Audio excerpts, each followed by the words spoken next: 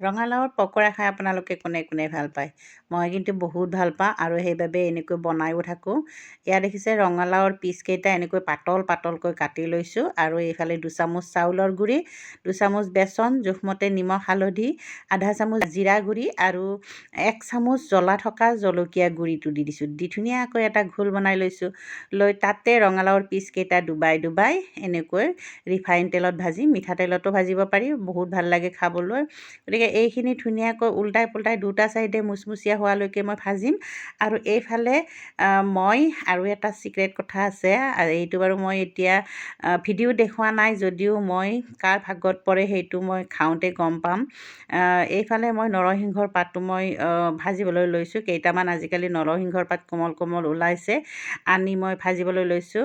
তাতে আৰু মই এয়া দেখিছে ধুনীয়া নৰসিংহৰ পাত কোমল কোমল, এয়া ভাজিম।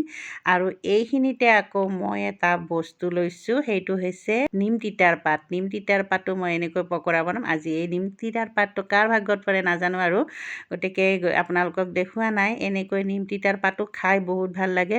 পকৰা বনাই খালে সকলোৱে খায়, ল'ৰা ছোৱালীও খাব, গতিকে এনেইতো খুৱাব নোৱাৰি, গতিকে এনেকৈ হ'লে খুৱাই দিলে হৈ যায় আৰু। ইমান ধুনীয়াকৈ বনাইছোঁ। ইয়াৰে ভিতৰতে নিম তিতাৰ পাতটো আছে দেই। কাৰ ভাগ্যত পৰে আৰু কাৰ ৰিয়েকশ্যন কেনেকুৱা হয় চাই ল'ম আজি।